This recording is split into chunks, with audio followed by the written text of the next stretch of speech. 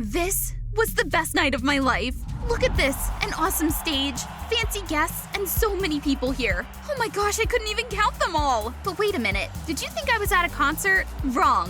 This was my 15th birthday party. Maeve Davis, the fabulous girl. My dad was the biggest billionaire in town, and I was the sole heir of the family. Everyone called me the golden girl. But oh boy, being rich was tough. Every day I had to stress about which supercar to take to school, which 5-star restaurant to eat at, and at home, a dozen servants hovered around, killing any privacy I might have had. What are you zoning out for, Maeve? I got the exact juice you like. Had to go through 10 shops to find it. That's why you're my assistant. I mean, best buddy. Oh, isn't that, what's his name again? Never mind, that's your crush, right, Kelly? It's my birthday, but I'll make your wish come true. Saying that, I grabbed Kelly's hand and went straight to the guy. Hey, you. My friend Kelly here really likes you. What do you think? Are you crazy? What are you saying?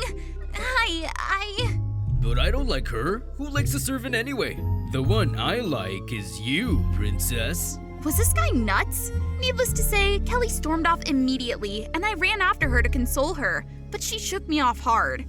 Enough! Why are you following me? You did that on purpose, didn't you? Making a fool of me. What are you saying? I got all good intention. I've put up with you for so long, but this was too much.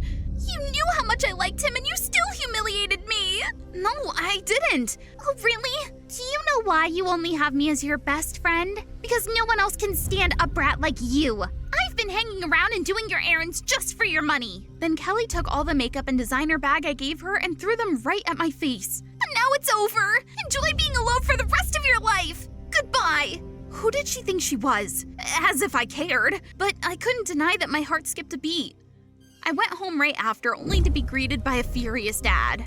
When will you stop fooling around and hanging out with those who use you? You transferred a lot of money to your friends. For what? Do you only know how to use money to keep friends, Maeve? Can you stop it already? Why do you sound just like Kelly? I don't lack friends that I need to do that. Fine, let me be clear. Now that you're grown up, I can't always take care of you. I'll freeze all your cards. You will transfer to a public school and become independent. What are you talking about? Listen, if you can find a true friend there and finish your studies well, I'll unlock your cards and even give you a gift. Let's see, how about a luxury yacht? So, what if I don't? Then your cards stay frozen and you'll be grounded. That's all. A luxury yacht? Sounded tempting, but could I do it? I'd only ever had Kelly as a friend. Why did Dad have to make it so hard for me?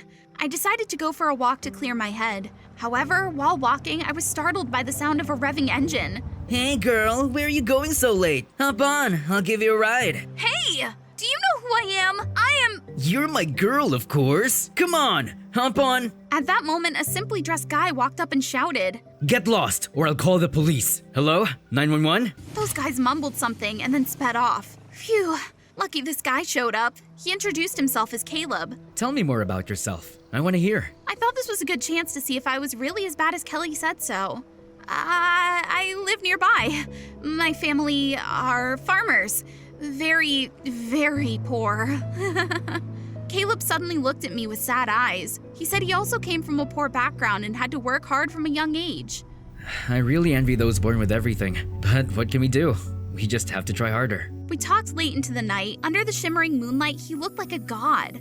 Then Caleb leaned closer to me, and we were about to kiss when my dad discovered I'd snuck out and dragged me home immediately. I barely managed to say goodbye to Caleb before rushing back home. Caleb.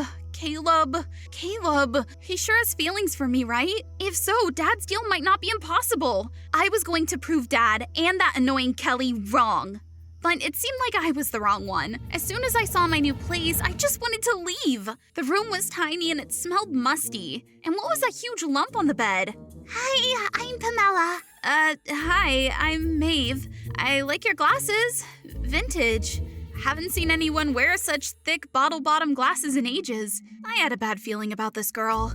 And I was right. Pamela was like an old cranky lady, always nitpicking at the smallest things I did. Can you clean up this mess, please? Turn down the music. This isn't a club. Please stop spraying that strong perfume.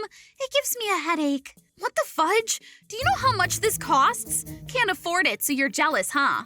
Do you have money? If you did, you wouldn't be here, right? Fix that attitude or no one will live with you. What a pain in the butt. I wanted to go home immediately, but the thought of the yacht made me hold back. I could only vent my frustration through rants on threads. Pamela, this girl is such a... Hashtag country bumpkin. Hashtag bottom of the barrel. All right, done. After that day, I treated Pamela as if she was invisible, but also tried to follow her rules. Sure enough, she had nothing more to say, though she still glared at me every chance she got. But the important thing now was, I was out of money. I had spent the little allowance Dad gave me on that fancy perfume. Now I really had to earn some money. I walked down the street and saw a restaurant hiring staff. I walked in and, oh my gosh, it was Caleb. Caleb. Maeve. What are you doing here? I work here. I came to apply for a job to make some extra income. I'm about to start my shift, so I need to get changed. The manager was currently on a business trip, but Caleb said he had recommended me to the manager so I'd get the job and start next week. Caleb helped me once again. Aww. It was a great day until I had to go back to the dorm and see Pamela's face. Whatever, I was going to sleep well tonight and dream about Caleb. But that night, I suddenly felt chills, broke into a sweat. My forehead was burning and I had trouble breathing. Then Pamela came over and gently placed a cool cloth on my forehead. Here, take this medicine. You have a high fever. Thank you. I thought you hated me. Pamela said nothing, just left and came back with a bowl of hot soup. At that moment, I realized Pamela wasn't as bad as I thought. She was actually quite caring. The next morning, I woke up and freaked out when I saw the sink clogged. I had no idea what to do. But then Pamela came in with a plunger like a hero. Here, do it like this. You'll be able to do it yourself next time. There, that's right. Good job. Yeah!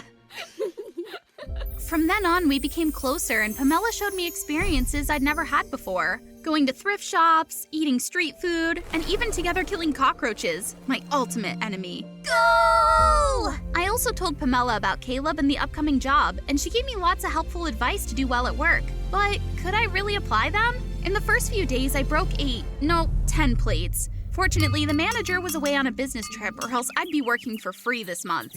And Caleb was always there to clean up my mess. Let me handle it. You might cut yourself. Aw, he made my heart skip a beat. One time, I was rushing to deliver food to a customer and slipped. Right then, Caleb caught me. Those eyes, those lips, that unreal beauty. Hey! Where's my food? I'm not here to watch a rom-com! We kept texting each other every day, and Caleb always cared for me, giving me little cute gifts along with neatly written notes. To reciprocate, I baked a cake and coaxed his colleague to give me his home address so I could deliver it. When I arrived, I was shocked to see it was a luxury mansion. However, Caleb came out and shyly pointed to a small room in the corner, the guard's room. Dad. Hello, Dad. Oh, hello, hi, son. Sorry, my house is this cramped, so I didn't dare invite you over. Thanks for the cake. My heart ached seeing the scene. It made me even more reluctant to reveal my true identity to him. Back at the dorm, I reflected on the recent times. This new life, though it seemed hard at first, now made me really happy. Pamela and Caleb, two people who didn't know my true status but treated me so warmly. Hey, what are you daydreaming about? Hello? You still have an essay to finish, you know. Oh, right, I almost forgot my main task. If I didn't study properly, Dad would kill me and I'd lose the yacht too. Fortunately, Pamela was always there. She even discovered my long-hidden intelligence. We usually went to a cafe to study together. Everything was fine until that day. Oh, who do we have here? Why are you dressed like this now, little Miss Brat? Kelly, why are you here? Does it matter? Oh, this girl looks familiar, doesn't she? Isn't she the one you always badmouthed on threads? Why are you sitting together now? I was doomed. I hadn't deleted those stupid statuses yet. I hurriedly pulled Pamela away, but Kelly blocked us. She immediately opened my threads and showed them to Pamela. Her face darkened with each scroll. Then she just gave me a bitter look and walked away. You jerk, how dare you? Ask that yourself. I chased after Pamela, but she suddenly screamed at me. Oh, so you're a rich brat? And the hobby of rich people like you is to make fun of people like us, right? Pam, I didn't... Enough. I don't know why you approached and pretended to be friends with me, but from now on, let's consider each other strangers. I don't want to deal with a fake like you. That very night, Pamela packed her things and left. I sat alone in the empty room, my heart aching, a feeling I'd never experienced before. How badly had I treated everyone? I was truly a terrible person. That night, I couldn't sleep at all. Caleb called and texted, but I didn't want to reply. Maybe Dad and Kelly were right. Someone like me didn't deserve a true friend. I took a week off work and buried myself in the essay to forget my current sorrow. A few days after submitting it, the teacher called me in for a chat. I've reviewed all the essays and found yours and Pamilla's to be the best. But Maeve, your father donated a lot to our school last term, so I'll help you polish your essay a bit to make it perfect, and the award will go to you. If I agreed, I'd get out of this place and I'd get the yacht too. As for the friendship issue, I could just lie to Dad. Pamela wasn't my friend anymore, so I didn't need to be nice to her, right? But no, I couldn't understand why I didn't feel happy. The next morning, I went to the ceremony looking more exhausted than a zombie after a sleepless night. Pamela and I made eye contact, but she just coldly turned away. And the award for the best essay goes to Maeve. I immediately ran to the stage and grabbed the microphone. Hi everyone!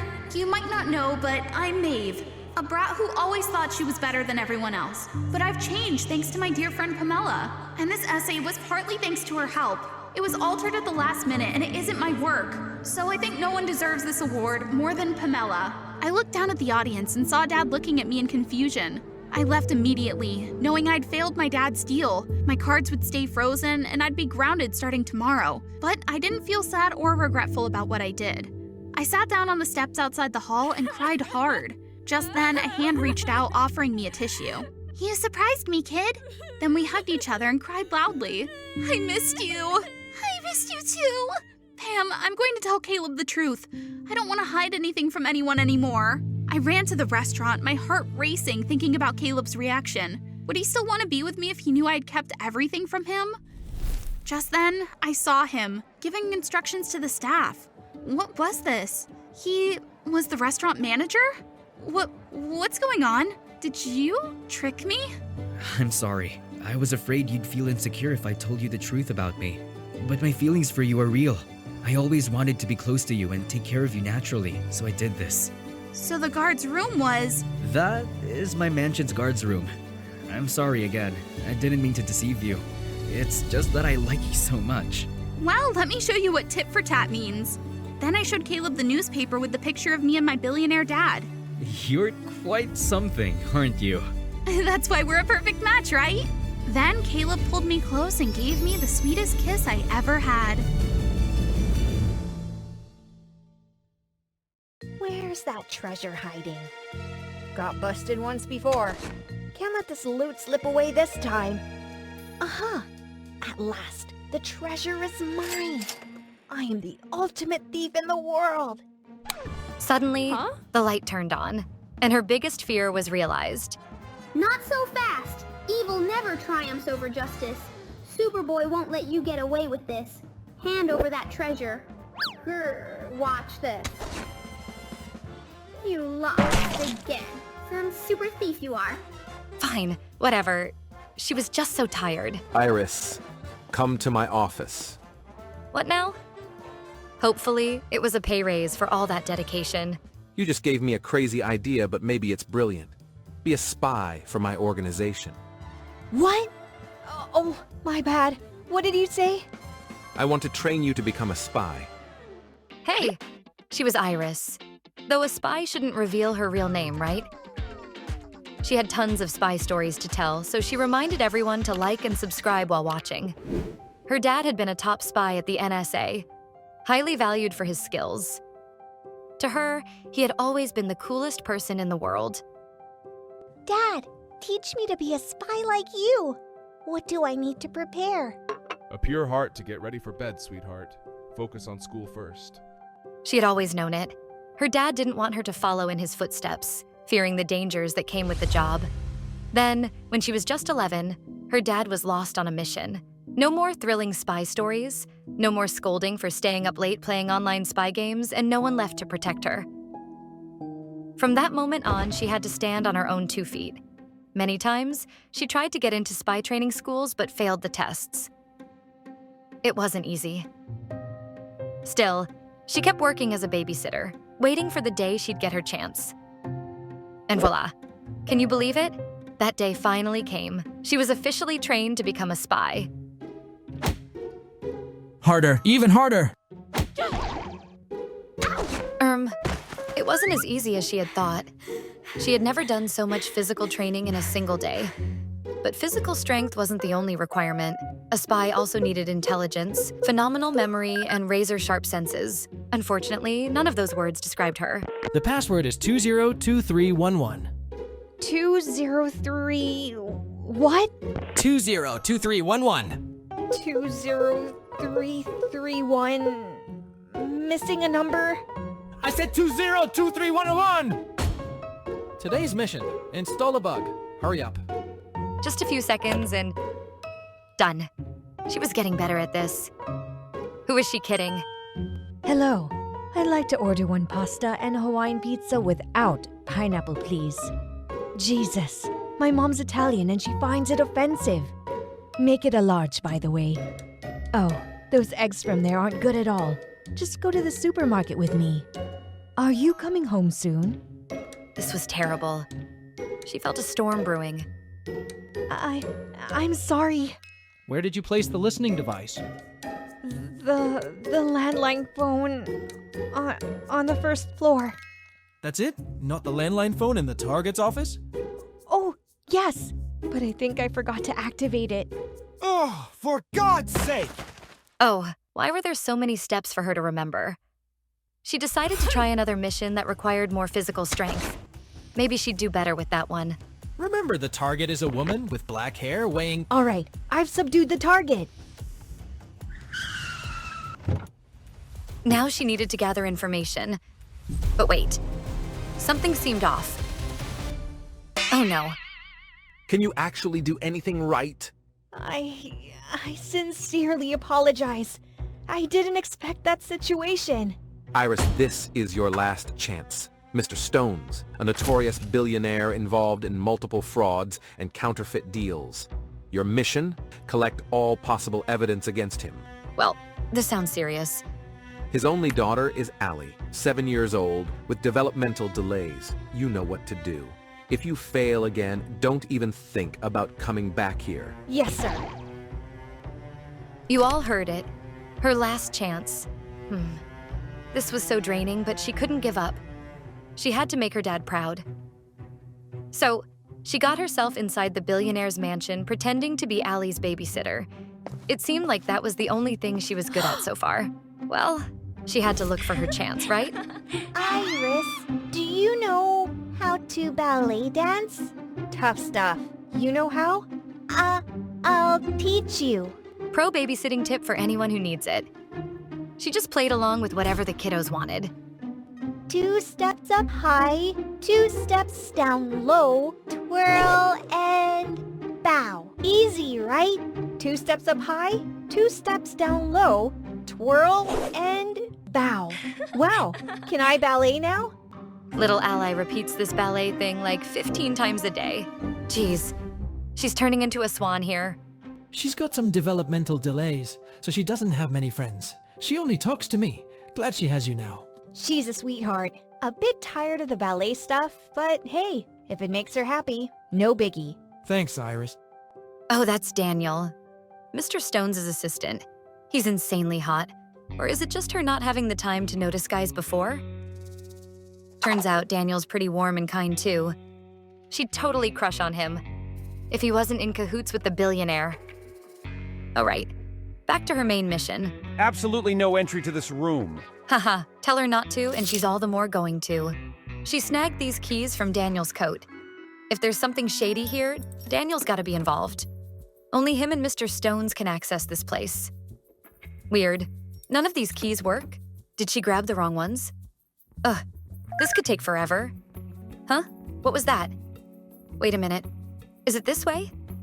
Great. Very creative, Mr. Billionaire. Now the problem is, what's the code? Not the house number?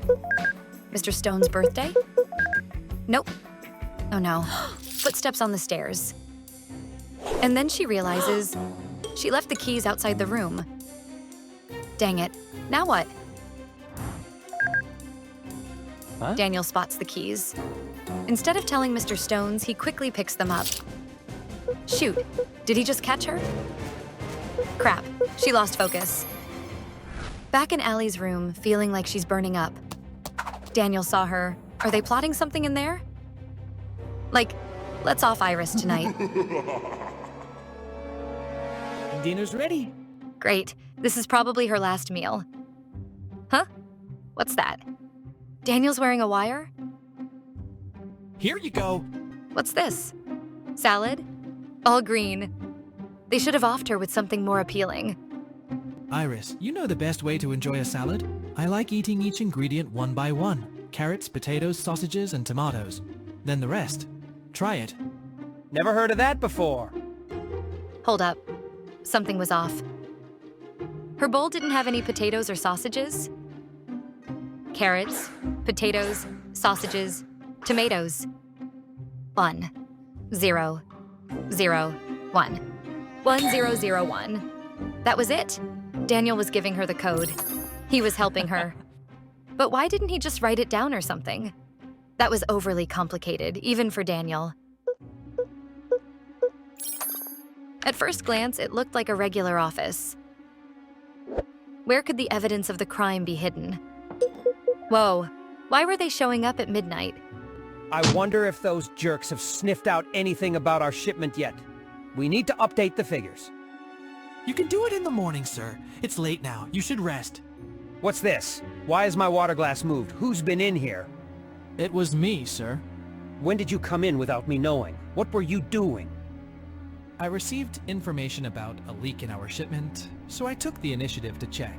I'm sorry for not informing you sooner. Mr. Stone still seemed doubtful. She was terrified. They'd hear her heart pounding. Thank goodness, Daniel finally persuaded the tycoon to leave. But before she could catch her breath... Ah! Was she still alive? Where was she? Oh my God. This was it. The basement storing the dirty money from Mr. Stone's smuggling. Iris had done it. Now, with the evidence in hand, she needed to find a way out of that basement as soon as possible. Maybe this way? Oh, haha. Not fun. How did they usually get past this? Acrobatics? But she was terrible at that. Hold on, wait. 2 high steps, 2 low steps. Spin and bow. She made it. Awesome. Turns out that ballet move hadn't been pointless after all. Ally was a genius. But that was the price she paid for celebrating too soon. Jeez, why does it smell so funky in here? Who knew such a clever hideout was hidden there? She knew she couldn't waste any more time, so she immediately contacted the agency, just in case she couldn't make it out. At least the bad guy wouldn't get away with his crimes. But oh no, there was only one option left: jumping out of the 2nd floor window. Huh? Come on, Iris, she muttered to herself. Can you be careful for once? Run, Iris! I can handle one. Hey, but why are you helping me? That old man just wanted to use me as his crime tool. I've been waiting for this day. You're a pretty cool spy, you know? Before they could recover from the landing, Mr. Stones was already there to greet them. Where do you think you're escaping to? Ah, it was time for her to use her trump card. She might have been a bit clumsy, but she was still trained well enough to be a spy. The boss and the police arrived just in time. Mr. Stones was caught, along with irrefutable evidence. She hadn't forgotten. The secret room's code was 1001. Sadly, Daniel was also implicated. However, he promised to fully cooperate with the police, and thanks to that, his sentence might be reduced. Allie, sweet girl, do you want to come with me? Can, spy do ballet too? Oh, absolutely. There might be a mission only you can do.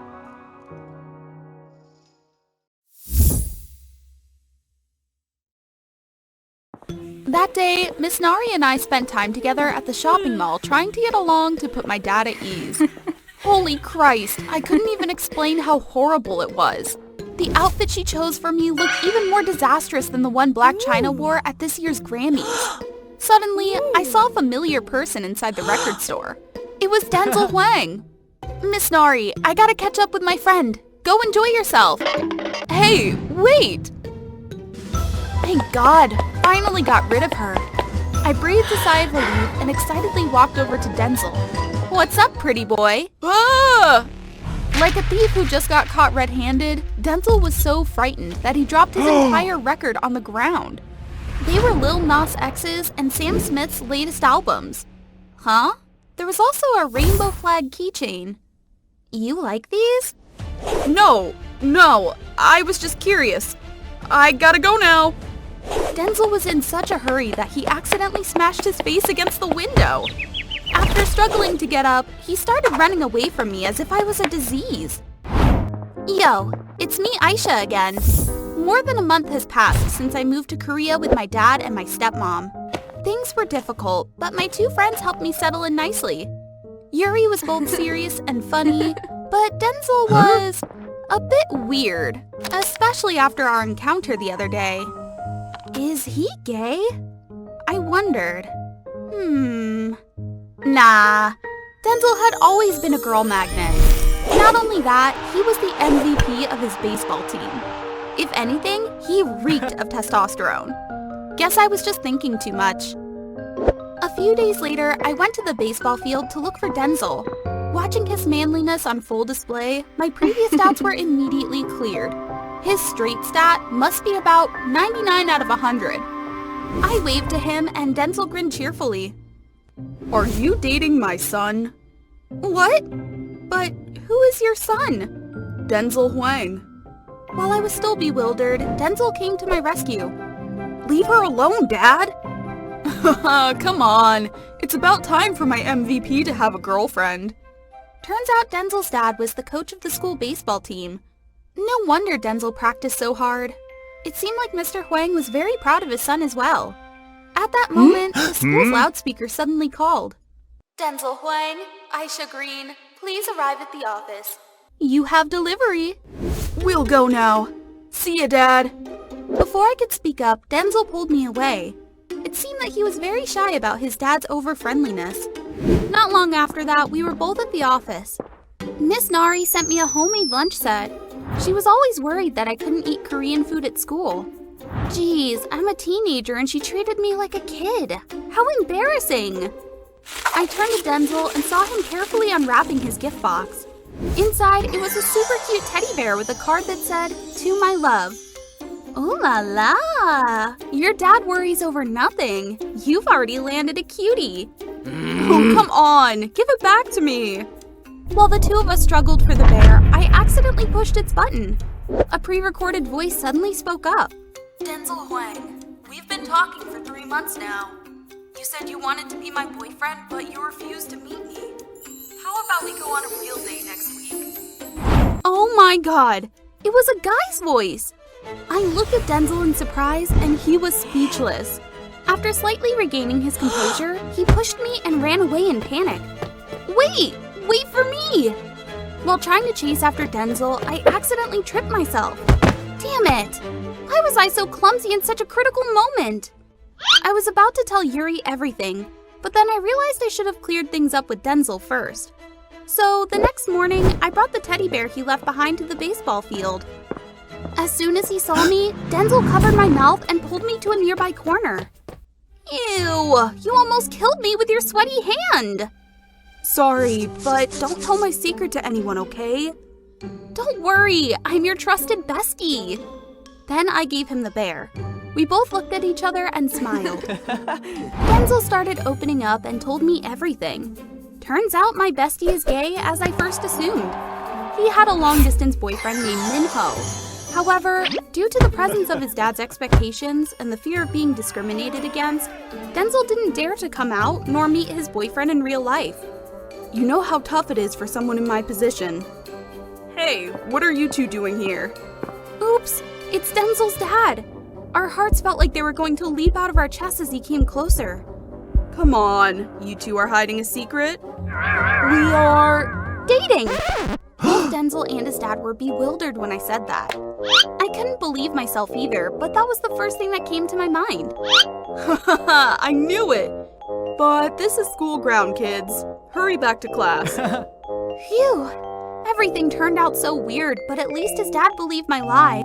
So from that day on, in order to trick Mr. Huang, I pretended to be his son's girlfriend. But I soon realized our facade must end sooner or later. Denzel, you should come out. Don't you want to live true to yourself? I know, but I can't let my dad down. Dumbass! It's your life! Don't live for others' expectations. We both started arguing fiercely about it. I knew I should respect Denzel's decision, but it hurt me to see him hiding himself in fear and unhappiness. What about Min-ho? Are you gonna love him through the screens for the rest of your life? I love him, I do, but I don't have the courage to meet him yet.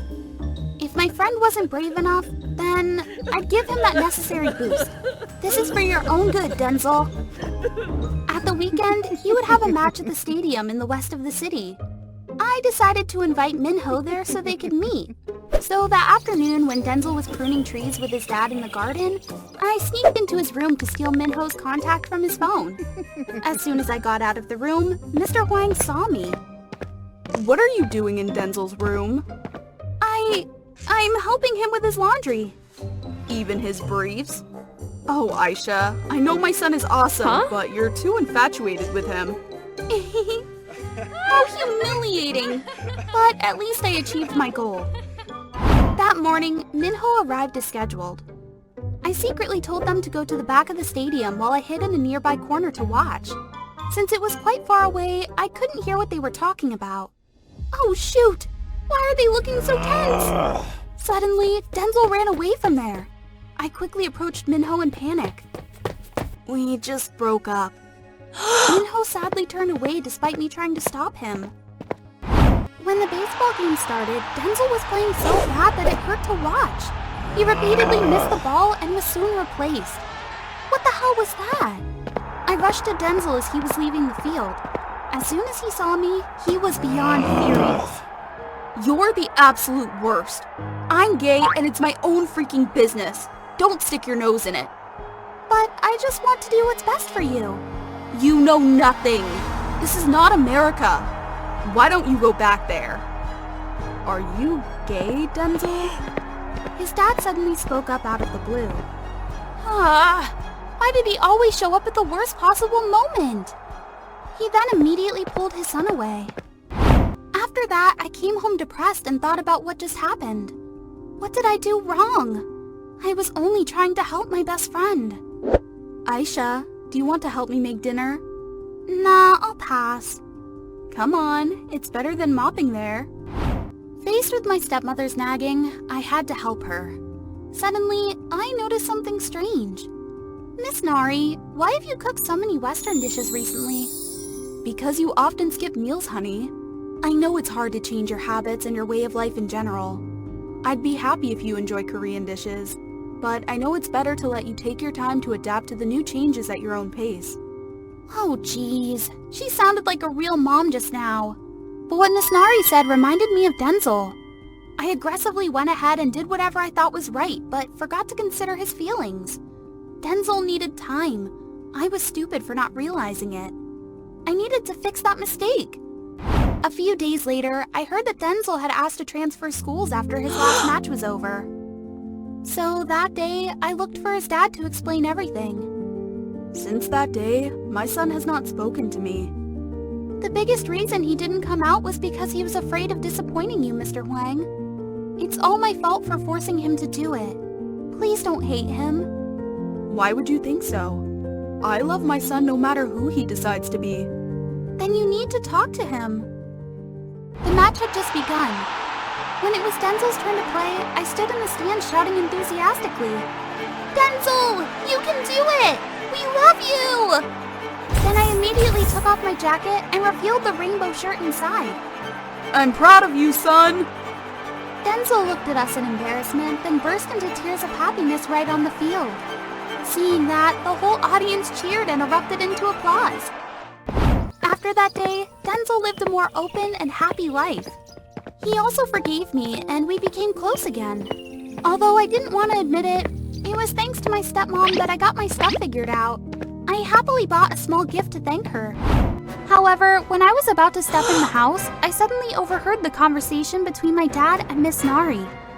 Are you sure? Yes, she would be better off in a boarding school. What? Did my mom want to kick me out of the house? Ugh, what's that smell? You getting that, Samantha? Huh? Oh, for real?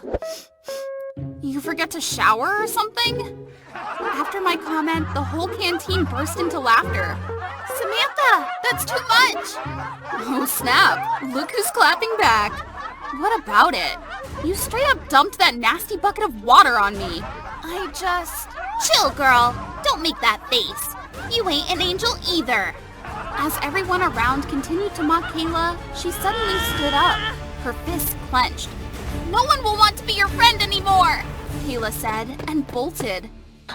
Dear My Diary animated story, it's your girl Samantha. Most folks at school know me as the Queen Bee. Yep, you're hearing from the most hated girl in high school. Truth be told, I used to be super friendly and confident, until some stuff happened that changed me. A while back, I lived in a small happy fam with my parents. They got me everything I ever wanted. Gucci, Chanel, Prada, all the big brands. I hoped life would always be that easy. One day after school, I came home and overheard my parents having a super tense convo in the living room. I never would have guessed. Maybe Samantha isn't even my real daughter. Those words sent shivers down my spine. What the heck was going on? Dad was fuming while Mom sank into the sofa crying. That was the first time I heard them fight, but definitely not the last. From then on, they argued a lot. And well, inevitable happened. When I was 16, they split up on a rainy day. I stayed with Mom, but Dad ghosted me even when I tried to reach out. Mom started to drift too. Both of them hurt me big time. I felt like they didn't need me anymore. Sometime later, I switched to a new school. Heads up! Before I could react, I was soaked. Gross! Standing before me was this quirky girl with glasses. Oh no, my fish! I still gotta take you guys to biology. Wait, 1, 2, 3... Where's the fourth one? Right here. Oh, thank God.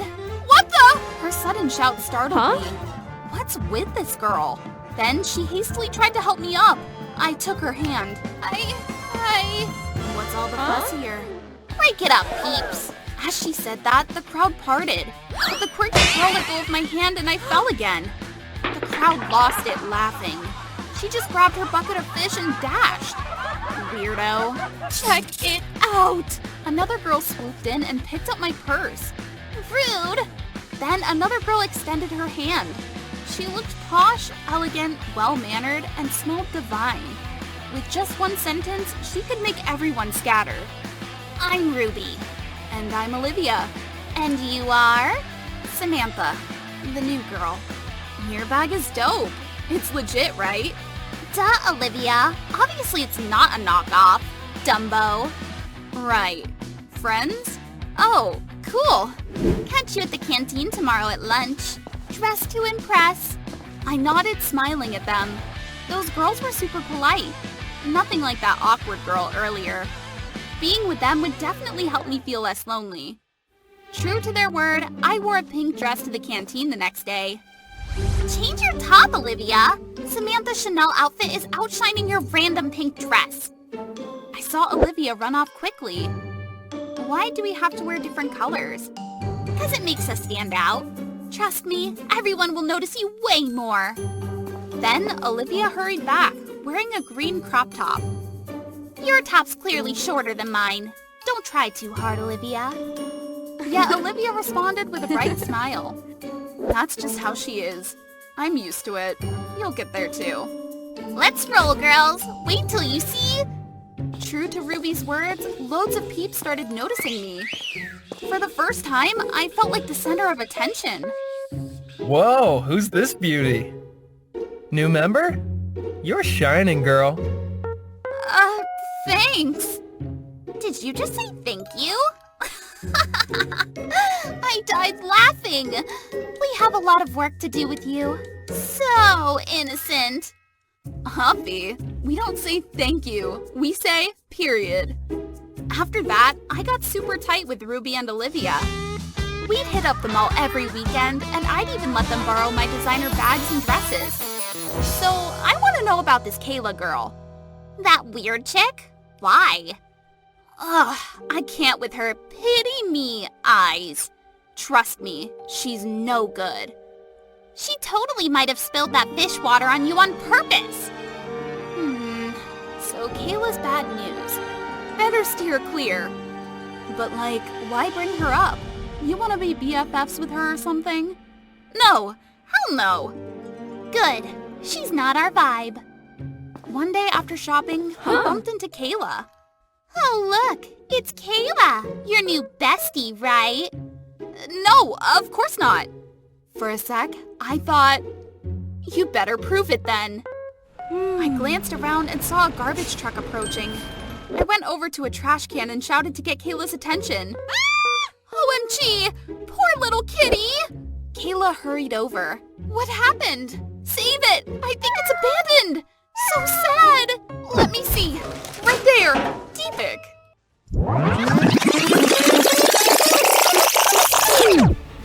No one will want to be your friend anymore!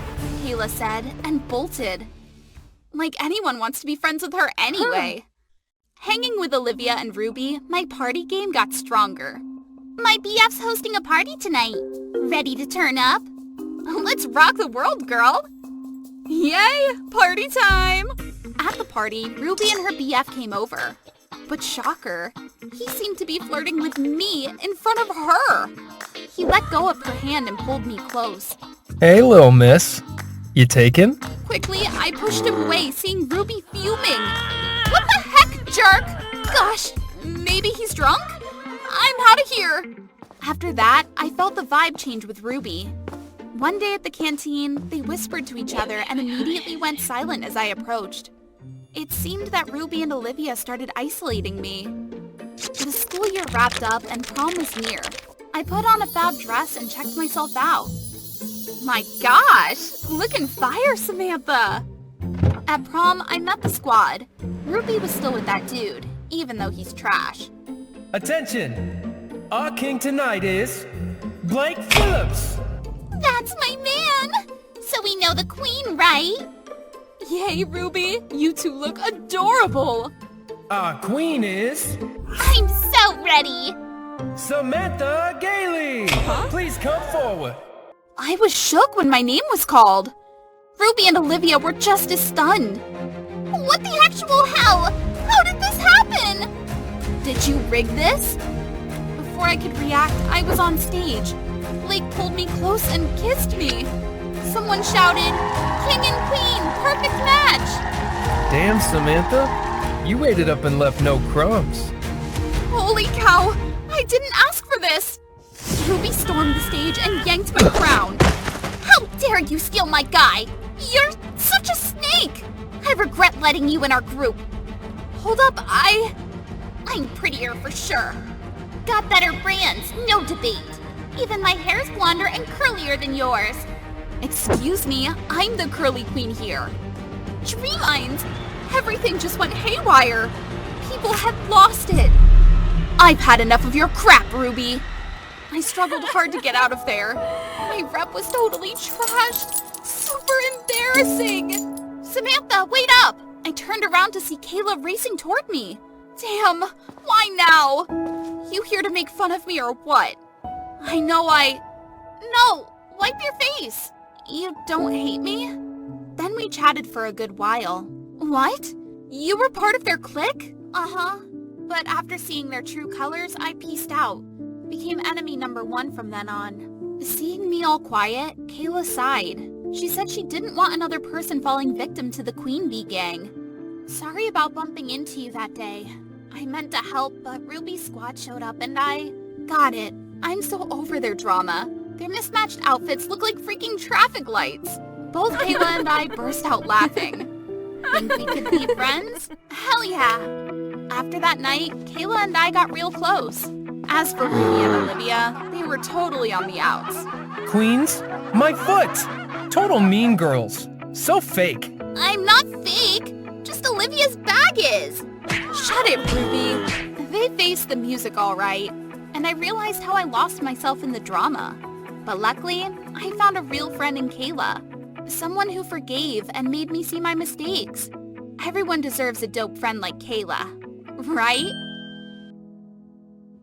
During break time in class, while I was happily chatting with my friends, Marina, the new transfer student, was sitting alone in the corner. Hey, Marina seems so unfriendly, right? And arrogant too. I greeted her, but she ignored me. Hey, Sophie, the ambassador of goodwill. Go talk to the new kid. No prob. Watch this. I grabbed a bag of snacks and quickly headed over to the corner of the room. Hi, you're Marina, right? Welcome to the new school. Want some snacks? Oh, this pen is as cute as you. Did you buy? Without a word, she snatched the pen from my hand and stabbed it right into the snack bag. Don't touch my stuff. I held my breath, my face frozen while my friends burst out laughing. My image as a goodwill ambassador was shattered. Little did I know that from this moment on, she officially became my arch nemesis. Hi, I'm Sophie from Arizona. Please like and subscribe to MDA. I was born into a billionaire family. I know it sounds cliche, but it's true. My dad owns a chain of 5-star hotels, and my mom's a stock market mogul. I grew up in a massive mansion with a squad of servants ready to cater to my every whim. In short, I'm super rich. On the other hand, I'm outgoing and easy to get along with, so I was always confident that people would love me at first sight. Marina wasn't like that. From the start, she was incredibly annoying and seemed to want to challenge me. We took turns being at the top of the class rankings after each exam. I signed up for the school uniform design contest, and she had to sign up too. I chose a tonkatsu for lunch, and she had to grab the last piece. I was here first. Who cares? I want it, so it's mine. Don't be ridiculous. There's so many other dishes. I don't like the other dishes. So what? We tugged back and forth, and Marina pushed me hard, causing me to bump into the student behind me, and then the one behind them. Eventually, the whole line of students fell over like dominoes, with soup and potatoes flying everywhere.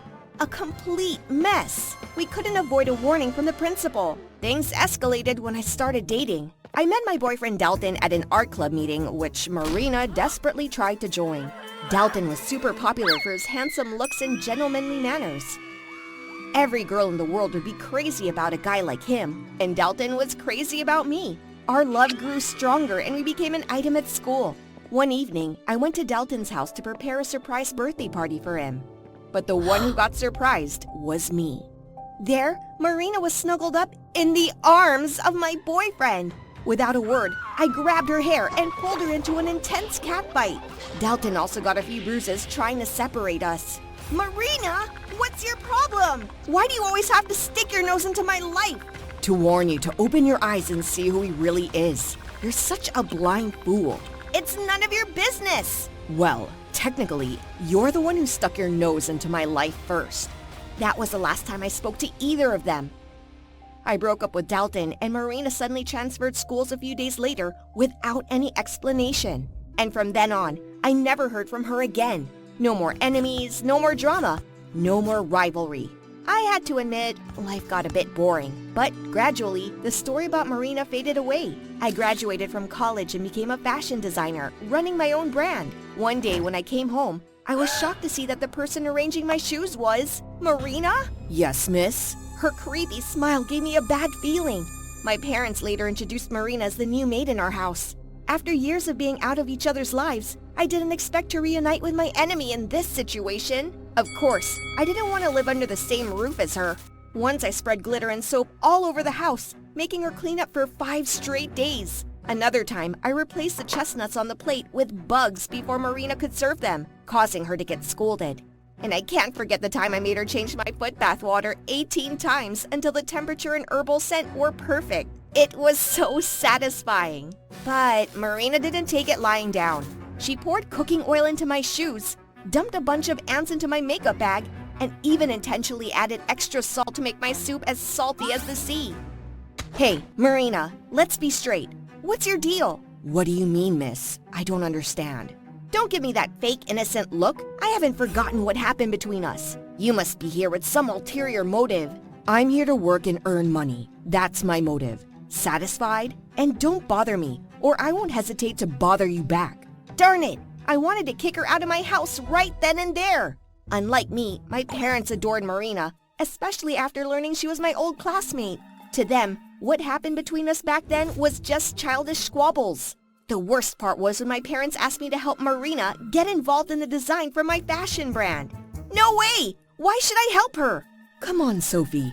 Helping others is the right thing to do. Besides, Marina has real talent. You should check out her designs. I said no, and I meant it! Sophie, do you have any idea how much Marina has been through? She deserves a chance to pursue her dreams. Why should I care? It's my brand, and I get to choose who I collaborate with. Unbelievable! You're so selfish, Sophie! I stormed off to my room. Who wants to work with their enemy anyway? How am I wrong? A few days later, luck smiled upon me when an incredible partnership offer came from a huge fashion brand. It was a global project, and designing the best collection ever was driving me crazy with pressure. And at that moment, my creative brain decided to go on strike. I spent the whole day without coming up with a single good design, so I decided to take a walk around the garden for inspiration. That's when I saw Marina diligently sketching at the tea table. My parents are out today, so no need to put on the maid act. What's that? One of my designs? I thought you didn't care. It looked pretty decent. I swallowed my pride and asked Marina about her design. Her skills were actually quite impressive. Talking to Marina to give me tons of new design ideas, and I realized it was the first time we had a decent conversation. Gradually, we became collaborators. It was a bit embarrassing, but I had to admit we made a perfect team. I mean, just for the design project. With Marina's help, the collection design was complete on time for the pitching day. Awesome! I believe our collection will be chosen. Our collection? Yeah, of course. What? No, it's just, I thought you hated me and that we'd never be a team like this.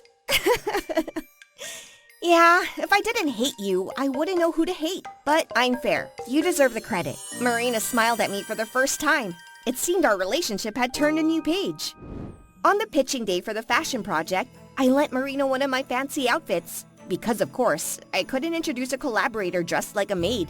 We did each other's hair and makeup and stepped out like true businesswomen. But fate loves to play tricks. One of the project investors was my ex-boyfriend, Dalton. After years apart, my heart still skipped a beat when I saw him. It seemed the same for Dalton. Throughout the session, his eyes were glued to me. And the strangest thing was that Marina, the troublemaker from before, was here too. The pitching went smoothly.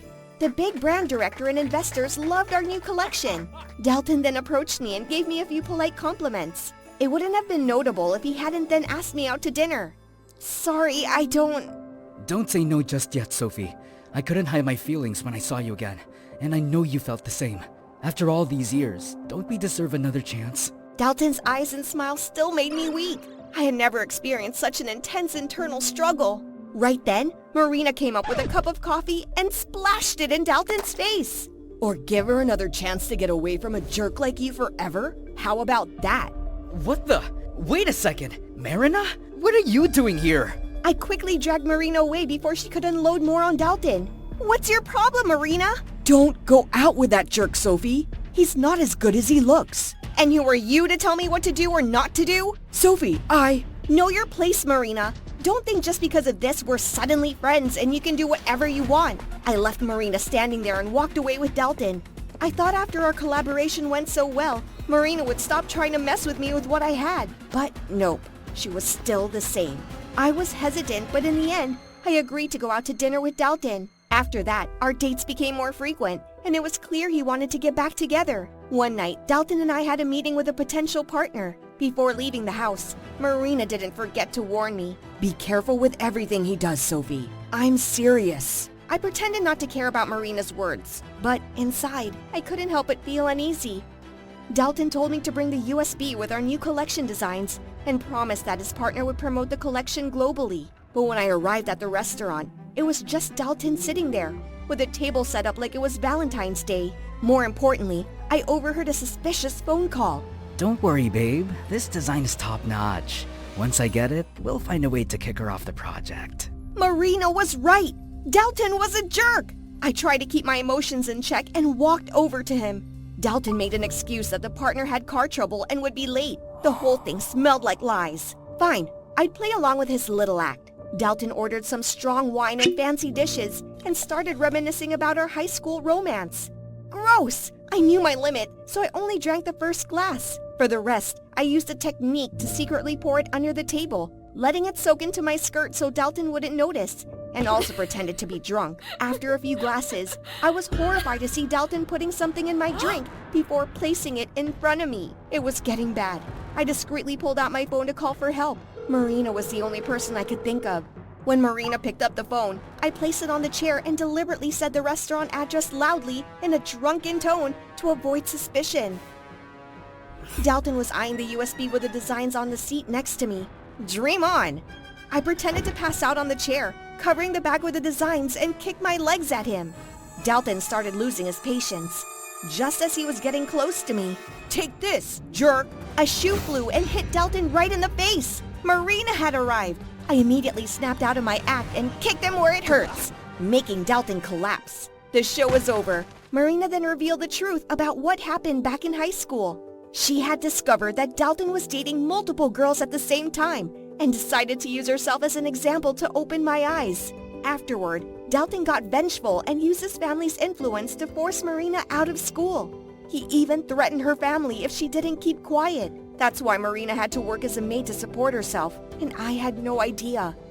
Marina confessed that she'd always had trouble making friends due to her distant nature. She'd always wanted to be friends with me, but didn't know how to respond, since no one had ever reached out to her like that before. I'm sorry for everything I've done, Sophie. I'm sorry too for not listening to you, Marina.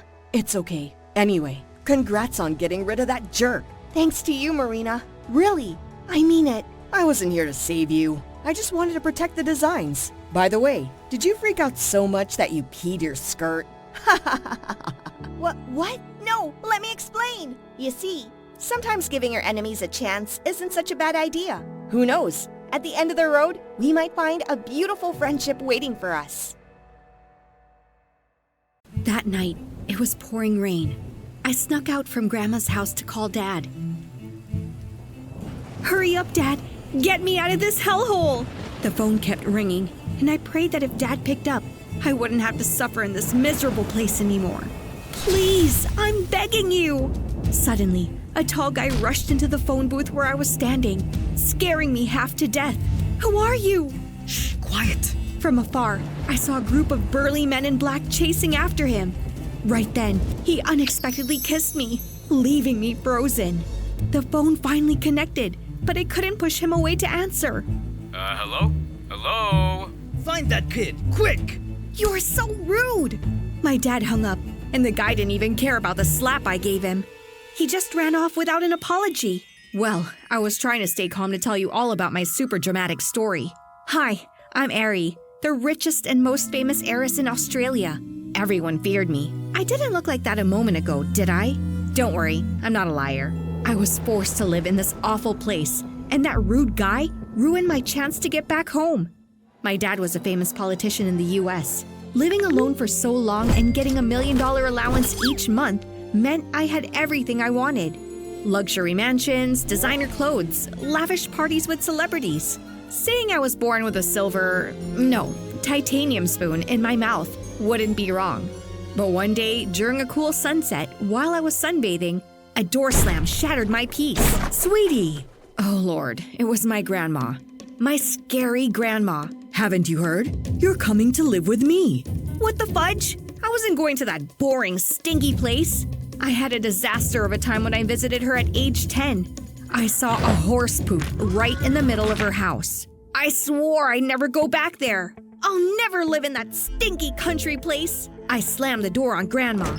Then night came and I went to sleep. I slept soundly on my $1,000 comfy bed. What a peaceful morning with no one bothering me. We've arrived at the endless field, sweetie. Why was I laying on a pile of hay? Grandma had gone nuts! While I was asleep, she and the bodyguards put me on a private jet and brought me to the countryside. You probably know what happened next. I was furious and screamed in my grandma's house. Ugh! Look at this bed! How can I sleep here? Quiet down. I'll have someone fix it tomorrow. Grandma was even worse. She took all my credit cards and my phone. I had to get back to Australia. Luckily, I found 2 cents in my room and snuck out to call Dad. But the stranger wasted my last 2 cents. Because of him, I had no choice but to follow Grandma's rules. A week later, I started at the local high school. From the moment I walked in, everyone stared at me differently. Of course, because I looked nothing like the people there. Suddenly, some noise caught my attention. A big guy was bullying other boys, holding a wad of cash. Wait, wasn't that the guy I met? Bullying the weak? So that's his nature. Not on my watch. Who do you think you are, hitting others? So, you're friends with these losers? Look at yourself, you sleazy creep. If you touch them, I'll tell everyone about the other night. Hearing that, he huffed and walked away. On my first day at school, I became a hero, but I still didn't like this place. Later, my friends told me he was Frank, and his dad was a convict. He probably inherited those genes. I just wanted to stay away from that toxic guy. After school, I headed back to Grandma's farm. When I got inside the bar, I didn't see her anywhere. I rummaged around the bar area and grabbed a drink. Suddenly, a sharp slap hit my back. Hey, thief! Pay for that drink! Ouch! That hurt! What now? Why was he here? Grandma! Oh, I forgot to introduce you. This is Frank. He manages the bar for me. Could it get any worse? Running into my nemesis at school was bad enough, but now I had to see him at home too? If you don't let me go back home, I'll run away. I hate this place. I hate you and I hate that jerk. I angrily packed my bags and headed for the door. That's when Grandma spoke up. Fine. When you earn $3,000, you can go wherever you want. Frank, make sure she's got the money. Both Frank and I were stunned by that declaration, but clearly it was my only way out of here. I couldn't just leave without a dime. After that day, I had to do chores I'd never done before. Worse, I had to work under the watchful eye of that annoying Frank. I washed glasses, cleaned stables, rented out horses, and served at the bar. After a night's work, I earned just $20. But I broke glasses, let horses loose, and argued with customers more times than I could count. Each time, Frank deducted $10 from my pay. How was I ever going to make that money? Earning cash was tougher than I thought. Maybe I could charm him into not docking my pay, right? Look at me. Don't I look irresistible? Are you catching a cold? Drink this. Ugh, such an unromantic guy. At school, I usually ignored Frank. Yet, he kept trying to sit near me, making everyone too scared to approach. What did he want from me? I'd scold him harshly every time he did that at school, so everyone knew how much I despised Frank. One day, a bookish girl pulled me aside. I want to show you something. She dragged me to a corner. The guys I defended on my first day were bullying someone for money. Surprised? Frank got my money back from them. Turns out, he wasn't as bad as I thought. After learning that, I felt conflicted about Frank. One day, I was on a high ladder in the library trying to get a book. Suddenly, Mr. Dean, one of our teachers, pulled out a hidden camera. He was filming me secretly? Out of nowhere, Frank appeared and kicked the camera out of his hand. He lifted me off the ladder and coldly stomped on the camera. You! If you want to keep your job, stop this disgusting behavior. That day, Frank and I walked home together, and I kept teasing him. If you want to keep your job. So cool. Knock it off already. Anyway, thanks and sorry. Frank looked surprised at me. Finally, I had the courage to thank him for saving me and apologize for misunderstanding about the bullying. I hoped nothing worse would happen between us. But life had other plans. A few days later, when Frank was in charge of our class's field trip funds, we discovered the money was missing. Just then, Mr. Dean walked by our class and sneered. Son of a convict, deep in debt, must be a thief like his father. I couldn't hold it in anymore. I threw my shoe at his head. Frank is not a thief. We'll earn back that money. After that, Frank and I worked extra hard at Grandma's bar. With his help, I stopped causing trouble and fighting with customers. I wasn't sure why, but I felt motivated to work hard. Maybe I wanted to help Frank repay the funds, or maybe I wanted to go back to Australia. I wasn't sure. Once, when a neighboring restaurant drew customers away with horse racing, Frank had an idea. He pulled me on stage and taught everyone tap dance, drawing a bigger crowd. In one night, we made $2,000 for the bar. When we each received $1,000 for our work that night, I hugged Frank. I saw the proud look in Grandma's eyes. We were getting closer, and Frank shared that on the day we first met, he was running away from his dad's debt collectors. No one had ever made me feel as safe as he did. So different from my lonely life in Australia. At this rate, I'll earn $3,000 soon. Then it'll be hard for you to see me. Suddenly, Frank fell silent. I did too. Why did I feel so sad? Could it be that I liked Frank? I missed my fabulous life in Australia, but things weren't as bad as I thought, especially since Frank showed up. Early in the morning, as usual, Frank arrived first to open the bar. When I went downstairs, I saw Frank rummaging through my wallet, holding the money I'd worked so hard to earn. His phone was on the table, and someone on the other end was urging him to pay the debt. I couldn't believe it. I'd never felt so disappointed. I'd fallen for a thief and a user. All his kindness had been a lie. How could you be so low, Frank? Ari, let me explain. I was going to tell you that I liked you, and I didn't want to go back to Australia. Hearing that, Frank was stunned. Now he understood how heartbroken I was. Mr. Dean wasn't wrong. Take this money and don't show your face to me again. I trusted and loved Frank, but he turned out to be like everyone else, using me. After that day, Frank tried to come to the bar to see me, but I always avoided him. I didn't want to talk to him anymore. Grandma saw the tension between us. I knew she'd speak well of Frank, so I avoided her too. One day, Frank didn't come to school, and the whole school buzzed with news that Mr. Dean had been fired for stealing the class funds and blaming Frank. Even so, I couldn't forgive Frank for stealing my hard-earned money.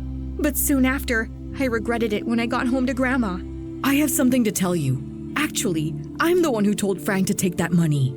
After she explained everything, I was stunned. It turned out Grandma brought me here because Dad was involved in a political investigation. Our house in Australia was seized. Grandma had asked Frank to secretly protect me and find a way to get money to keep me here. The good news was Dad had been cleared and our property was returned. I'd soon go back to Australia, but since Frank knew about our family's situation, he was forced to leave. If you really love him, don't let him go. I didn't think twice and ran as fast as I could to Frank's house. But no one was there. I stood outside his door and cried loudly. Grandma told me everything.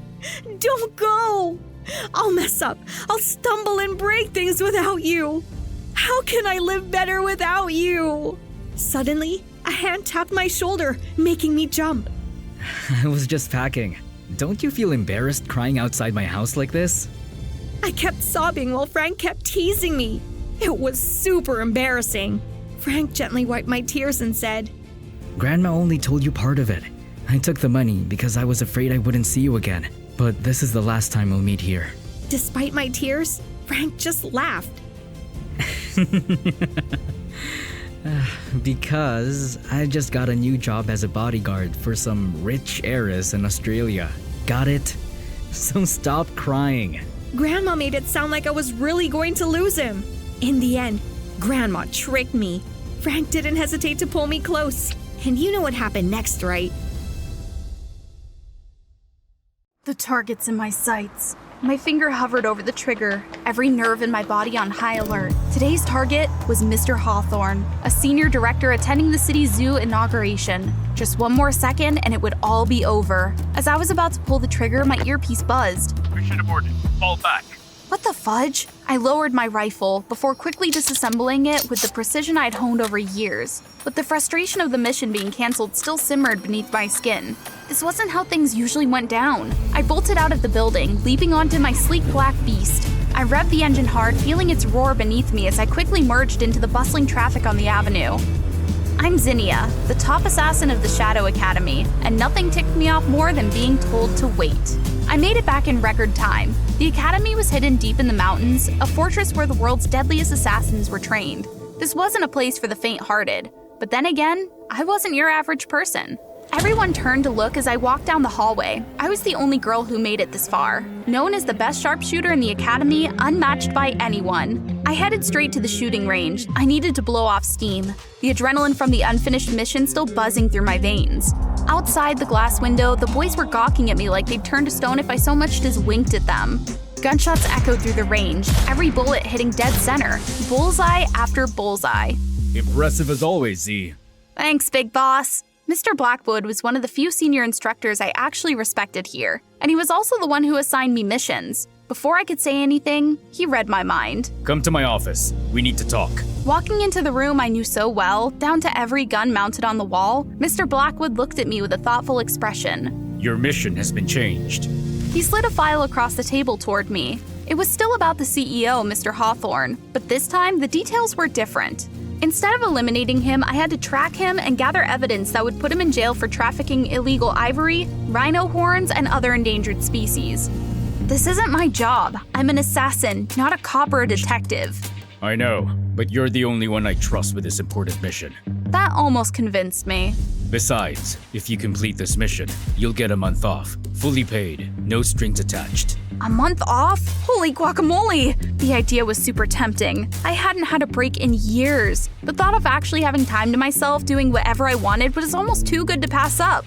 Deal, I'm in. I stood in front of the lavish mansion, trying to keep my cool, until I came face to face with Mr. Hawthorne, who looked dangerous, a stark contrast to the kind face he showed the public the day before. My eyes darted around the house's thick CCTV system as we moved down the hallway. My son is waiting to meet you. Wait, your son? Yes, I'm hiring you to protect my son, not me. But it's no different. That boy is my whole world, so keep him safe at all costs. Before I could fully process this minor change, a file was shoved into my hands. The first thing I noticed was his face. Holy moly, he's handsome! Let's see, Percy Hawthorne. Basically a weak, useless, spoiled brat. But that means I could use him if I needed any information on Mr. Hawthorne. Perfect! I'll do my best to prove hiring me was the smartest choice you've ever made. He gave a cold nod and walked away, leaving me clueless about the mess waiting for me behind those doors. Inside the room was pitch black, but I could smell the intoxicating scent of cologne lingering in the air. I don't need a bodyguard or a babysitter. My dad's just being overprotective. I'm not here to invade your privacy. I'll just be right outside the door. I'm Zinnia, by the way. I was just about to turn and leave when something moved quickly in the dark and grabbed my hand. It was him, the most handsome guy I'd ever seen. Scratch what I said earlier. I do need you. Zinnia. A name that fits someone as stunning as you. How about we ditch all this boring security stuff and go somewhere on a date? I'm here to protect you, not to entertain you. Realizing he had overstepped, Percy backed off a few steps and cleared his throat. Okay, sorry. I just wanted to lighten the mood a bit. I'll start tomorrow. For now, good night. That night, after everyone had fallen asleep, I quietly made my way down the hallway straight to Mr. Hawthorne's office. Inside, it was just as luxurious as the rest of the mansion. Right in the center of the room, a pair of large ivory tusks glistened under the soft light of a desk lamp. They looked more real than real, but to be sure, I'd have to come back with some tools for a closer inspection tomorrow. I started my job the next morning and quickly realized I was the only girl in the entire mansion. Even the other bodyguards and household staff were all men. They swarmed around me like I was some sort of celebrity, only backing off when Percy showed up. Back off from my bodyguard, or you're all fired. Percy wasted no time putting his new plan into action. During breakfast, he insisted I sit next to him at the table. Don't stand behind me like you're escorting a prisoner. Sit down here. He pushed me into the chair, then slid his plate toward me. Feed me. That's not part of my job. My fingers hurt. See? I got a hangnail and it's almost bleeding, so I can't hold a spoon. Your job is to protect me from starving to death. I had no choice but to do what he asked. He looked ridiculous with mustard sauce on his mouth, and without thinking, I leaned over and wiped it off. Percy stared at me surprised. I immediately realized how close I had gotten and stood up quickly. It's hot in here, isn't it? Let's go to the pool. I stood at the edge of the pool trying to figure out if I was supposed to be a bodyguard or a babysitter. Percy suddenly surfaced from the water, droplets shimmering on his body. Are you staring at my abs? What? No, I'm just doing my job, keeping an eye on you 24/7. I looked down to hide my face, which felt like it was about to burst into flames. Percy came closer, grabbed the towel from my hands, and turned away. Suddenly, he stepped in a puddle and slipped. Before his head could hit the ground, I caught him in my arms. Our faces were inches apart, and I knew my heart was pounding. For a moment, Percy turned pale, like he was scared. The answer came a second later when a beautiful girl came running in. She froze when she saw me standing there. Where's Percy? Percy had already vanished. I realized he was purposely avoiding this girl.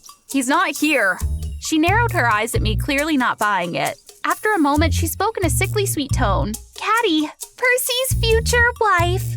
Nice to meet you. I'm the new bodyguard. I know you're jealous of me. And let me be clear, if you even think about getting close to him, I'll make sure you regret it.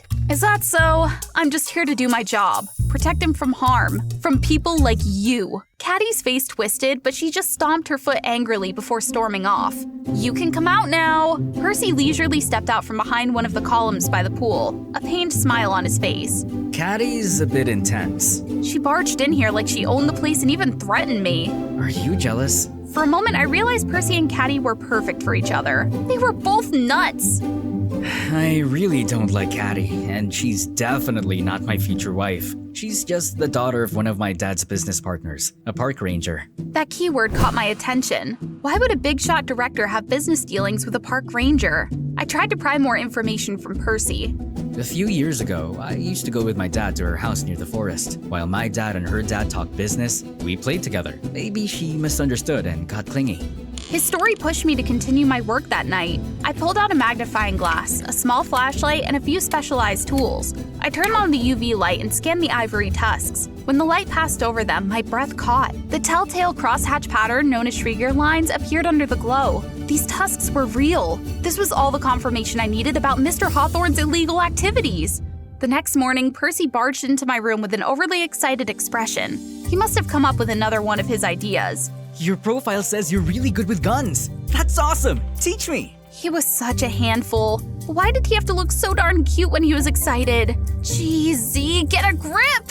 Percy was serious enough to have prepared 2 fake guns for the training. He missed almost every target. I took his hand, guiding his movements, and we got closer than ever. Just as the practice was starting to go smoothly, an intruding voice interrupted. Percy, darling! Before I could react, Caddy had already wrapped her arms around Percy and kissed his cheek. I've been looking all over for you! There's a party at my place tonight and you have to be there! I've got practice with Z tonight. This was a golden opportunity. Going to Caddy's house, I could gather even more information. We can reschedule the practice for tomorrow, right? Go ahead. I'd love to go. Caddy's eyes narrowed as she looked me up and down, clearly annoyed by my enthusiasm. But seeing me excited, Percy agreed. All right, we'll go tonight. The party at Caddy's mansion by the woods was in full swing. She waited for us at the door, her gaze sweeping over me before she grabbed Percy's arm and pulled him away. That was exactly what I wanted because I wasn't here to party. I quickly pinpointed the most valuable-looking room, likely Caddy's dad's office, and slipped inside without raising any alarms. The room was filled with ivory and horn decorations, and there was even a massive deer head mounted on the wall. Were these things real? I searched for anything useful, and then I found it. A stack of documents hidden beneath a pile of fashion magazines. These weren't just any papers. They detailed transactions, shipments, and inventory lists, all connected to the illegal wildlife trade. I snapped a few photos of the documents with my phone and sent them to Mr. Blackwood. Then I carefully put everything back in place. Just as I was about to leave, a small handwritten note tucked inside one of the ledgers caught my eye. It listed a location and time, 9 p.m. tomorrow. My heart raced. This had to be the site for the next illegal shipment. This was the breakthrough I needed. But before I could even catch my breath, I heard voices and laughter growing closer in the hallway. I quickly closed the drawer and looked around for an escape route. Outside, the summer rain was pouring down in sheets. I landed on the wet grass below, drenched to the bone. I needed an excuse to head back home before Percy noticed anything off about me. My whole body ached and I felt like I was burning up. I woke up to find Percy's face inches from mine. You're awake? You're looking better. Your fever's down. I must have caught a cold from getting soaked last night. I tried to sit up but felt dizzy. Did you take care of me? Don't worry, I went to med school. Graduated top of my class, no less. Impressive. And surprising too. Yeah, my dream was to become a doctor, but my dad, he has other plans. He wants me to take over the family business. I felt sorry for this guy. He had no idea his father was a criminal. Forget what your dad wants. This is your life, not his. I can see how hard you've worked. Don't let anyone, not even your dad, take that away from you. Fight for your dreams. Thanks, Z. That means a lot to me. Suddenly, Percy leaned in and kissed my cheek. Oh gosh, is your fever back? Even though my body hadn't fully recovered, I still had a mission to complete that night. I grabbed Percy's fake gun just in case things went south. By the time I reached the location on the note, it was already 9:05 p.m. I spotted Mr. Hawthorne's car parked outside a large warehouse, and I climbed up onto the roof. Peering through a large square vent covered with steel mesh, I saw a few elephants and rhinos trapped in huge cages. A group of men stood around, led by Mr. Hawthorne, who was holding a saw and a cattle prod. I pulled out my phone and snapped pictures of the scene below. After tonight, the guilty would be brought to justice. But then I thought about Percy. He would be the one most hurt by all this. And if he knew I was the one who exposed his dad, would he hate me? My thoughts were interrupted as the men below started up the machinery, and I knew I had to do something to save those animals before my boss arrived. My eyes quickly scanned for the power switch, and Percy's fake gun still weighed heavy in my pocket. Without thinking much, I aimed the gun and click. The entire warehouse plunged into darkness. Power cut? Fix it now!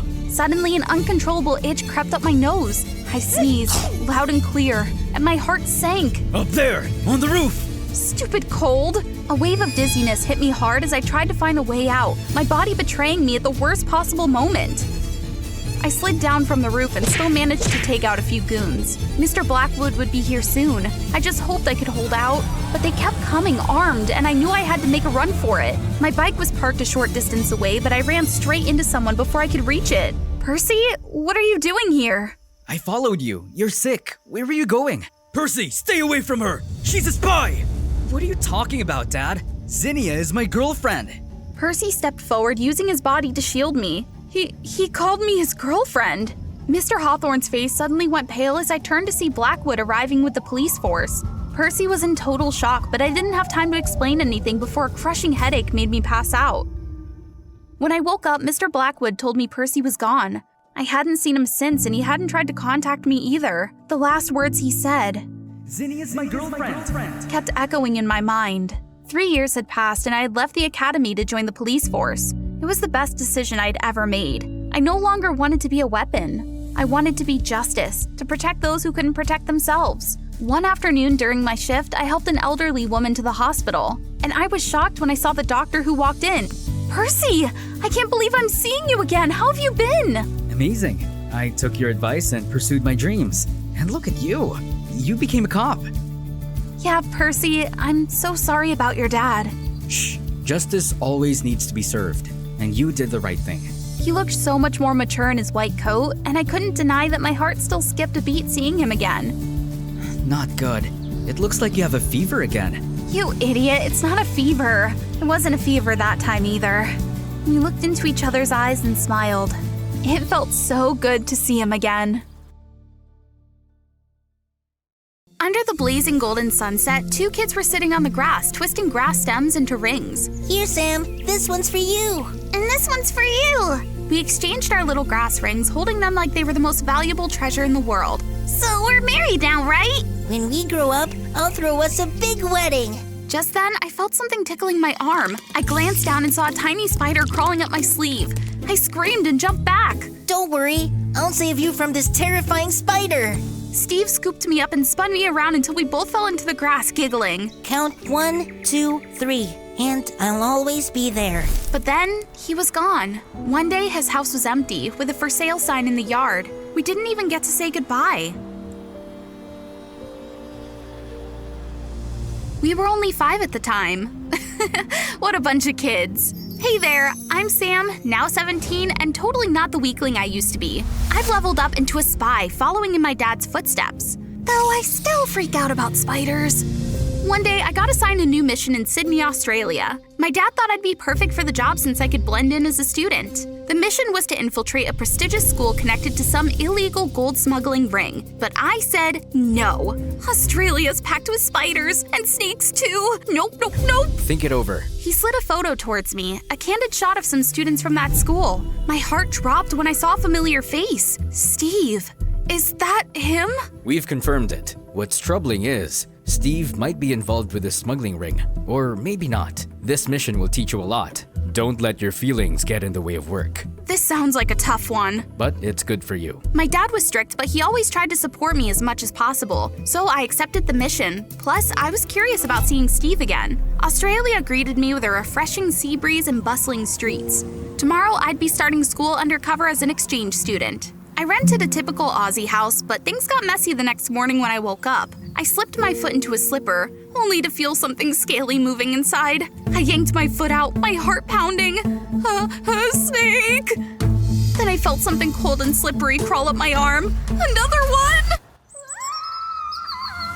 The landlady rushed in to find me curled up in the corner of the bed. Oh, I'm so sorry, sweetheart. That's just my pet. Nagini's such a sweetie. I've been looking all over for you. My panic faded as the landlady offered to make me breakfast. She handed me a plate with Vegemite on toast and I took a cautious bite. It tasted salty and kind of bitter. It's interesting. I forced a smile to return the old lady's hospitality. Whew, it was going to take some time to adjust to all these new things here. On my first day at school, I couldn't stop thinking about Steve. After classes, I lingered around, checking out the school. While I was wandering around the backfield, I saw a teacher struggling with some gym equipment. Let me help you out, sir. Oh, I'm so clumsy. Thanks, but you should head home soon. A little further down the path, I ran into a group of 3 girls in old school uniforms heading my way. Hey, new girl! You're new, so you probably haven't heard the rumors about this school, huh? No one sticks around after hours. Like, no one. Well, why not? Something about their vibe felt off, but maybe this would be helpful for my investigation. Their answer was a shocker. This school's haunted. Stay late and you might meet them. Ghosts? You've gotta be joking. People say they hear weird noises at night, whispers from the dark hallways. Then why are you still here? We're student reps. It's our job to remind people to leave. Anyway, see ya! Then they walked off quickly. I never believed in ghosts, but maybe those phantoms were connected to what I was looking for. I decided to stay at school that night. I sat crouched in the corner of the building, trying to stay out of the security guard's eyes. The school hallway fell silent once again. I was waiting for the smugglers to make their move. If they were sneaking something into the school, it was definitely happening at night. But my mind started drifting back to the ghost stories my classmates told me. Could it really be? That sound made the hair on my neck stand up. Then came the soft thudding of footsteps, barely audible, but the ground beneath me felt like it was trembling. I'm not scared of ghosts. I was here to complete a mission, not to chase after spooky stories. Just then, in the dim flickering light outside the schoolyard, I saw a shadow. I clamped my hand over my mouth to keep from screaming. That figure was moving quickly, almost floating across the ground. It was getting closer, so close. I held my breath. But it was Steve. That face was unmistakable, just like the one in the photo Dad had shown me. What's Steve doing at school this late? There wasn't time to think. I quietly followed him. As I got closer, Steve disappeared behind a door to an old building far from the main campus. I took a deep breath, pushed the door open, and stepped inside. A wave of fear hit me. Spiders, they were everywhere. The floor, the walls, the ceiling. Hundreds of beady eyes were locked on me. I knew they were venomous. If I got bitten, I couldn't walk out of here. I swallowed hard, scanning the room. Steve had vanished here, so there had to be another way out. Before I could think, the spiders started attacking. I whipped out a tiny bug spray canister Dad always told me to carry in Australia. Covering my mouth and nose, I weaved through the webs, taking down the spiders. But there were too many. The ones behind were bigger than the ones before, all coming at me. It took a while to get through them, but I knew the spray would only knock them out temporarily. Then, out of the corner of my eye, I spotted it. A floorboard with a strange handle. I braced myself for whatever might be behind it. A massive spider? A python? But instead, there was just a sliding chute leading down below. What the fudge? Was this some kind of kiddie game? Suddenly, I heard noises below getting closer. Afraid of being discovered, I closed the trapdoor and slipped out of the room. So, it was all part of a cover-up. The smugglers had been using these ghost stories to keep students away at night. Tomorrow, I'd come back, better prepared to uncover the truth. The next morning, I showed up early at school and saw Steve in the courtyard. My heart raced. It wasn't just about reuniting with an old friend anymore. I needed to know if he was involved with criminals. Steve! He turned around, but his reaction wasn't what I expected. It shocked me. Yes? Who are you? It's me, Sam, from home. I don't know you. Sorry, I'm busy. Before I could say anything else, the gym teacher from yesterday appeared, handing me a water bottle. Thanks again for helping me yesterday. You know, I'm such a clumsy teacher.